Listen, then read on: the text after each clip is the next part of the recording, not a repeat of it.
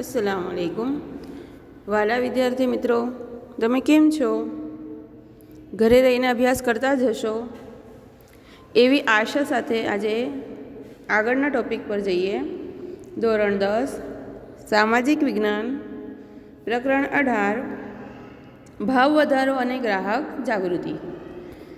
એ પ્રકરણમાં આજે આપણે ભાવ વધારાને નિયંત્રણ લેવાના ઉપાયો વિશે ચર્ચા કરીશું.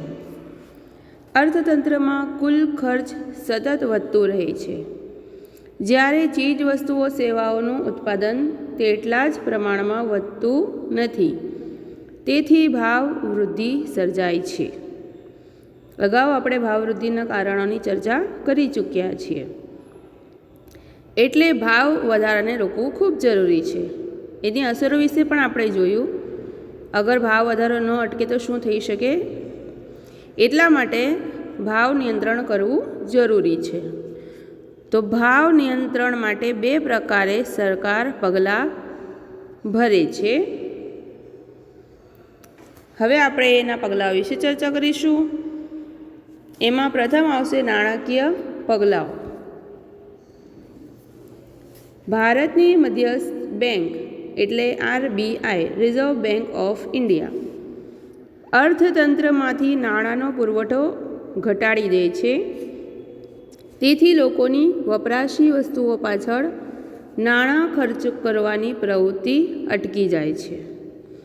તેથી વસ્તુઓની માંગ ઘટતા ક્રમશઃ ભાવ ઘટે છે. મધ્યસ્થ બેંક દ્વારા ધિરાણ નીતિમાં વ્યાજના દર ઊંચા કરે છે. તેથી લોન કે ધિરાણ મોંઘું બનતા બિનજરૂરી મૂડીરોકાણ કે સટ્ટાકીય રોકાણ અટકે છે. બીજી તરફ વ્યાજના દર વધતા લોકોની બચત વૃત્તિમાં વધારો થાય અને ડિપોઝિટમાં વિવિધ બચતોના રોકાણો વધે છે. આમ ભંડોળ પ્રાપ્તિના અભાવે સટ્ટાખોરી, સંગ્રહખોરી અટકે છે અને નફાખોરી પર અંકુશ આવે છે. બેંક દરમાં વધારો થતાં વ્યાપારી બેંકોએ ધિરાણ દર વધારવો પડે છે. તેથી ધિરાણનું પ્રમાણ ઘટે છે. વ્યાજ દર વધતા સટ્ટાખોરીમાં વધારાનું નાણું ખેંચાઈને અર્થતંત્રમાં બચત સ્વરૂપે પાછું વળે છે. તેથી મૂડી સર્જન દર વધે છે. નવા ધંધા રોજગારના ક્ષેત્રો ખુલે છે. બેંકોની રોકડ અનામતના પ્રમાણમાં વધારો થતાં વ્યાપારી બેંકોની શાખા પર નિયંત્રણ આવે છે. ધિરાણ ઘટે છે. ખુલ્લા બજારમાં સરકારી જામીનગીરીઓનું વેચાણ કરીને વ્યાપારી બેંકોની અને પ્રજાની રોકડ અનામતમાં ઘટાડો કરે છે. લોકોના હાથમાં નાણાંનો પુરવઠો ઘટતા વપરાશી ખર્ચ ઘટતા ભાવો અંકુશમાં રહે છે. તો વિદ્યાર્થી મિત્રો, આ સરકારનું પ્રથમ પગલું છે, જેને નાણાકીય પગલું કહેવાય છે. એના દ્વારા સરકાર વિવિધ પ્રવૃત્તિઓ કરીને ભાવ વધારાને રોકવાના પ્રયત્નો કરે છે. સરકાર દ્વારા લેવામાં આવતા બીજા પગલાંને રાજકોષીય પગલાં કહેવાય છે. રાજકોષીય નીતિ એટલે સરકારની જાહેર આવક ખર્ચ અંગેની નીતિ, કરવેરા વિષયક અને જાહેર ઋણની નીતિ. સરકાર પોતાના ખર્ચમાં શક્ય હોય ત્યાં સુધી ઘટાડો કરીને દેશના કુલ ખર્ચમાં ઘટાડો કરીને નાણાંનો પુરવઠો ઘટાડશે. જે યોજનાઓ પાછળ મોટા પ્રમાણમાં ખર્ચ થતો હોય અને તાત્કાલિક તે ફાયદાકારક ન જણાય તો તેવી યોજનાઓ મુલતવી રાખી શકે છે. પાછળથી એને પૂર્ણ કરવામાં આવે. વહીવટી ખર્ચમાં કરકસર અને બિનજરૂરી ખર્ચમાં ઘટાડો કરે છે. કરવેરાની નીતિ અન્વયે સરકાર ભાવો વધે ત્યારે લોકો પાસેના ખર્ચવા પાત્ર રકમનો પુરવઠો ઘટે તે હેતુસર ચાલુ કરવેરાઓમાં વધારો કરે છે. આવકવેરો, કંપની વેરો, મિલકત વેરો વગેરે વધારવામાં આવે છે. નિકાસો પર નિયંત્રણ મૂકવામાં આવે છે અને આયાતો પર ઊંચા દરે જકાત નાખીને આયાતી વસ્તુઓ મોંઘી બનતા આયાતો ઘટે છે. જાહેર ઋણની નીતિ અનુસાર સરકારે લોનો બહાર પાડીને કે ફરજિયાત બચત યોજના જેવી સ્કીમ લાવીને સમાજમાંથી થતા કુલ ખર્ચને મર્યાદિત કરવા પ્રયત્ન કરે છે. બચતોને પ્રોત્સાહન આપવા વિવિધ પ્રોત્સાહકીય પગલાં ભરે, જાહેર કરજોનું પ્રમાણ ઘટાડે, સરકારી સબસિડી રૂપે સહાયમાં ઘટાડો કરે, પ્રત્યક્ષ કરવેરાનું પ્રમાણ અને વ્યાપ વધારે, શ્રીમંત વર્ગની વપરાશી કે મોજ શોખની વસ્તુઓ એના પર ઊંચા દરે કર નાખે જેથી તેનું ઉત્પાદન ઘટે અને આવશ્યક વસ્તુઓનું ઉત્પાદન વધે. આમ આ પગલાઓ થકી હાથમાં આવકનું પ્રમાણ ઘટશે, તેથી વસ્તુની માંગ ઘટશે, જે અંતે ભાવ ઘટાડામાં પરિણમશે. તો સરકારની આવક અને જાવક અંગેની નીતિ એટલે રાજકોષીય નીતિ, એના દ્વારા પણ સરકાર ભાવ વધારાને ડામવાના પ્રયત્નો કરે છે. સરકારનું ત્રીજું પગલું છે મૂડીરોકાણ પર અંકુશ. બિનજરૂરી અને મોજશોખની વસ્તુઓ પાછળ મૂડીરોકાણ ઘટે તે માટે લાયસન્સ કે પરવાના પદ્ધતિ અમલમાં મૂકે છે અને ઉત્પાદકીય સ્વરૂપના કૃષિ ઉત્પાદનો અને ઔદ્યોગિક ઉત્પાદનો વધે એવા મૂડીરોકાણને ઉત્તેજન આપે છે. સટ્ટાલક્ષી મૂડીરોકાણ ઘટે, આવશ્યક વસ્તુઓનું ઉત્પાદન વધે, ઉત્પાદન શક્તિ વધે એવા પ્રોત્સાહક પગલાં લેવા જોઈએ. વ્યાજના દર વધારીને બચત વૃત્તિને ઉત્તેજન કરીને મૂડી સર્જન વધે તેવા પ્રયત્નો પણ કરવા પડે છે. વિદ્યાર્થી મિત્રો, ત્યારબાદ આવે છે ભાવ નિયમન અને માપબંધી, જેને જાહેર વિતરણ પ્રણાલી પણ કહેવામાં આવે છે. ભાવ વધારાને અંકુશમાં રાખવાની વ્યૂહરચનાનું એ પગલું તે જાહેર વિતરણ પ્રણાલી, પબ્લિક ડિસ્ટ્રીબ્યુશન સર્વિસ, જે ભારતમાં 1977થી અમલમાં આવી છે, જેનો હેતુ સમાજના નિમ્ન આવક જૂથને એટલે અંત્યોદય અથવા તો ગરીબી રેખાની નીચે જીવતા ગરીબોને, જેને બિલો પોવર્ટી લાઇન કહેવામાં આવે છે, BPL તરીકે જાણીતા છે, અને ગરીબી રેખા હેઠળના અને ઉપરના ઓછી આવક ધરાવનારાઓને, તે વર્ગને આવશ્યક ચીજ વસ્તુઓ વાજબી ભાવે, વાજબી ભાવની દુકાનોમાં ઉપલબ્ધ કરાવવાનો છે. આજે દેશમાં અંદાજે 4.92 લાખ વાજબી ભાવની દુકાનો આવેલી છે. તમારા વિસ્તારમાં પણ આવી દુકાનો આવી હશે.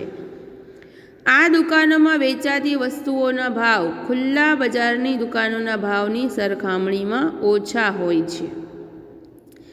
આ વાસ્તવિક ભાવ અને વ્યાજબી ભાવની દુકાનોમાં વસ્તુઓના ભાવોનો તફાવત સરકાર ચૂકવે છે. આ રકમને સબસિડી કહે છે. દાખલા તરીકે બિગ બજારમાં 40 રૂપિયા કિલો ખાંડ મળતી હોય અને વાજબી ભાવની દુકાનમાં 25 રૂપિયા કિલો ખાંડ મળતી હોય, તો આ જે વચ્ચે 15 રૂપિયાનો જે તફાવત છે એ સરકાર ચૂકવશે. એટલે 40 રૂપિયાની કિલો ખાંડ ગરીબ વ્યક્તિને 25 રૂપિયા કિલો મળશે અને જે બાકીની જે 15 રૂપિયાની ખાધ પડી તે સરકાર ચૂકવે એને સબસિડી કહે છે. કૃત્રિમ અછત, સંગ્રહખોરી અને કાળા બજારમાં મન ફાવે તેમ ભાવ વધારાની પરિસ્થિતિમાં ગરીબોના જીવન સ્તરને ટકાવી રાખવામાં આ જાહેર વિતરણ પ્રણાલી આશીર્વાદરૂપ બની છે, જે ભાવ વધારાને અંકુશમાં રાખે છે. આ વ્યવસ્થાની સફળતાનો આધાર અનાજ વિતરણ અને વહેંચણીની વ્યવસ્થા માટે કુશળ અને કાર્યક્ષમ વહીવટી તંત્ર, પારદર્શી વહીવટ અને પ્રમાણિક એવા દુકાનદારો પર રહેલો છે. સાચે જ કહ્યું છે કે અગર દુકાનદારો ચીટિંગ કરે, દુકાનદારો જ અગર ચોરી કરશે તો ગરીબના પેટ તો ખાલી જ રહી જવાના છે. એટલે સરકાર ઈચ્છે છે કે અમીરો પાસેથી ટેક્સ ઉઘરાવે અને ગરીબોને રાહત આપવામાં આવે, જેનાથી ભાવ વધારાને કંટ્રોલમાં રાખી શકાય. અને એના માટે ભાવ વધારાની જે આ દુકાનો છે, વાજબી ભાવની દુકાનો, ત્યાં જીવન જરૂરી જે અનાજ છે એ વહેંચવામાં આવે છે. માસિક નક્કી કર્યા મુજબનું અનાજ એમને અપાય છે. ત્યારબાદ ભાવ નિર્ધારણ તંત્ર. સંગ્રહખોરીને, સટ્ટાખોરીને અટકાવવા માટે, આવશ્યક વસ્તુઓના ભાવને વાજબી સ્તર પર ટકાવી રાખવા માટે તથા તે સહેલાઈથી બજારમાં મળી રહે તે માટે સરકાર આવશ્યક વસ્તુઓના ભાવ નિર્ધારણનું કાર્ય કરે છે. વેપારીઓને તે જ નિર્ધારિત ભાવોએ બજારમાં વસ્તુઓ વેચવા આગ્રહ કરે છે. તમે જોયું હશે કે પેટ્રોલ છે અને સોનું છે, એના ભાવ સરકાર અમુક વસ્તુઓના ભાવ નક્કી કરી દેતી હોય છે, તો એ ભાવ પ્રમાણે જ વેપારીએ એ વસ્તુ વેચવી પડતી હોય છે. જીવન જરૂરી વસ્તુઓ પણ એમાં આવી જતી હોય છે. સરકાર ભાવ સપાટીને સ્થિર રાખવા માટે આવશ્યક ચીજવસ્તુઓ માટેનો ધારો 1955 અમલમાં મૂક્યો છે. જે વેપારી સરકાર દ્વારા નિર્ધારિત ભાવો મુજબ પોતાનો માલ સામાન નથી વેચતો, તેની સામે આ ધારા હેઠળ કાનૂની કાર્યવાહી હાથ ધરીને દંડ કરવામાં આવે છે. સંગ્રહખોરી, કાળા બજાર અને સટ્ટાખોરી વિશે અગાઉ આપણે જોઈ ગયા છે, એનો અર્થ આપણે જોઈ ગયા છે. તો આ કરનારાને રોકવા માટે prevention of anti social activity act, જેને અંગ્રેજીના એનો ટૂંકાક્ષરી નામ થશે પાસા. પ્રિવેન્શનનું પી, ઓફ એન્ટી સોશિયલનું એ, એક્ટિવિટીઝ એક્ટનું એસ અને A. Prevention of anti social activity act એટલે કાયદો હેઠળ જરૂર પડીએ કાયદેસર અટકાયત કરવામાં આવે છે. સમાજ દ્વારા જે પ્રવૃત્તિઓને અટકાવવામાં આવી છે, જેને સામાજિક નહીં પરંતુ અસામાજિક પ્રવૃત્તિ કહેવામાં આવે છે, એ પ્રવૃત્તિ હેઠળ અગર કોઈ વ્યક્તિની ધરપકડ થાય છે તો એને પાસા કાનૂન મુજબ સજા કે દંડ થાય છે. ટૂંકમાં એને પાસાના નામે ઓળખવામાં આવે છે. ભાવ વૃદ્ધિને નાથવા વેપારીઓના ગોદામમાં રાખેલ ચીજવસ્તુઓના જથ્થાનું નિયમન, ચેકિંગ, સ્ટોક પત્રકો, ભાવપત્રકો પ્રદર્શિત કરવા અંગેની કાનૂની જોગવાઈઓ અને તેના ઉલ્લંઘન માટે કડક શિક્ષાત્મક પગલાઓ દ્વારા ભાવ વૃદ્ધિને નાથવાના પ્રયાસો હાથ ધરવામાં આવે છે. વિદ્યાર્થી મિત્રો, તમે પણ ક્યારેક ખરીદી કરવા માટે સ્ટોર પર જતા હશો ત્યારે ચીજવસ્તુઓના ભાવ જોવાનો અચૂક યાદ રાખજો. અને જે ચીજવસ્તુઓના ભાવ ન લખ્યા હોય તો તેને પૂછવાની દરકાર પણ રાખજો. વેપારી મન ફાવે તેમ વસ્તુના ભાવ લઈ શકતો નથી. થોડી જાણકારી આપણે પણ રાખવી જોઈએ, જેના વિશે હવે પછીના જે ટોપિક આવી રહ્યો છે, જાગો ગ્રાહક જાગો, એમાં આપણે ચર્ચા કરવાના જ છીએ. તો વિદ્યાર્થી મિત્રો, દરેક દુકાનોમાં તમે ભાવપત્રકો જોયા હશે અને જે એમના ભાવપત્રકો છે એને નિયમિત રીતે પ્રદર્શિત કરવા પડે છે, એમની નિયમિત રીતે ચેકિંગ થાય છે અને એ પ્રમાણે જ એ ભાવ પ્રમાણે જે વસ્તુ વેચવી જરૂરી છે, MRP પ્રમાણે જ. એનાથી 1 રૂપિયો પણ વધારે લઈ શકાતો નથી. થોડી જાણકારી તો આપણી પાસે પણ હોવી જોઈએ. સરકારે અત્યાર સુધીમાં ડુંગળી, ચોખા, કપાસ, સિમેન્ટ, ખાદ્ય તેલ એટલે કુકિંગ ઓઇલ, પેટ્રોલ, ડીઝલ, રાંધણ ગેસ, કેરોસીન, ખાંડ, એલ્યુમિનિયમ, લોખંડ, પોલાદ, રેલવે નૂર એટલે રેલવેના ભાડા વગેરેના ભાવ નિર્ધારણ તંત્રના આધારે નક્કી કર્યા છે. શું વિદ્યાર્થીઓ તમે આજથી અગાઉ આ જાણતા હતા? કેટલીક જીવન રક્ષક દવાઓના ભાવો પણ આ રક્ષણ હેઠળ બાંધવામાં આવ્યા છે અને ભાવ વૃદ્ધિને અટકાવી છે. વિદ્યાર્થી મિત્રો, હમણાં કોરોના મહામારી ફેલાઈ છે એ તબક્કા દરમિયાન કેટલી દવાઓની જરૂર પડી હતી અને કેટલી જે જીવનને બચાવી આપનાર વસ્તુઓની જરૂર પડી હતી. તો એવા વખતે અગર જો વેપારીઓ મન ફાવે તેવી કિંમત વસૂલ કરે તો જે સામાન્ય વ્યક્તિ છે તેની તો જાન ખતરામાં જ જવાની છે. એટલા માટે સરકાર આ જીવન રક્ષક દવાઓ જેમાં ઓક્સિજનનો બાટલો પણ આવી શકે, સિરિંજ આવી શકે, ઇન્જેક્શનો આવી શકે, વિવિધ દવાઓ આવી શકે. તો એને અગર એના ભાવ નક્કી કર્યા હોય તો એ જ ભાવે વેપારીએ ગ્રાહકને વેચવું પડે છે, જેનાથી ગ્રાહકને યોગ્ય કિંમતે વસ્તુ મળી શકે અને ભાવ વધારાને અટકાવી શકાય. નહીં તો વેપારીઓ ખુલ્લી લૂંટ ચલાવી શકે. આમ ભાવ વૃદ્ધિને અટકાવવાના ઉપાયો એકબીજાથી સ્વતંત્ર કે અલગ નથી, પરંતુ પરસ્પર જોડાયેલા છે. તેથી છૂટાછવાયા એકલ દોકલ પગલાં ભરવાને બદલે સર્વગ્રાહી પગલાં ભરીશું તો ધાર્યા પરિણામ જરૂર લાવી શકાશે. તો વિદ્યાર્થી મિત્રો, સરકારની સાથે સાથે આપણે પણ ભાવ વધારવા માટે થોડી જવાબદારી રૂપે જાણકારી લેવી જરૂરી છે. ન લાગે એવી વસ્તુઓ આપણે ખરીદવી ન જોઈએ. મોજ શોખની વસ્તુઓ છે કે વગર ચલાવ્યા એના વગર ચલાવી શકાય એવું હોય તો એ વસ્તુ આપણે મુલતવી રાખવી જોઈએ. ભાવ વધારાનો કંટ્રોલ કરવા માટે આપણે પણ થોડું પ્લાનિંગ કરવું જ પડશે, તો જ આ મોંઘવારીના જમાનામાં જીવી શકાશે. વધારાના મુદ્દા સાથે એટલે કે ગ્રાહક જાગૃતિના મુદ્દા સાથે ફરીથી મળવાના છીએ આપણે. ત્યાં સુધી ઘરે રહો, સ્વસ્થ રહો અને અભ્યાસમાં તલ્લીન રહો. ફરીથી મળીશું. આભાર.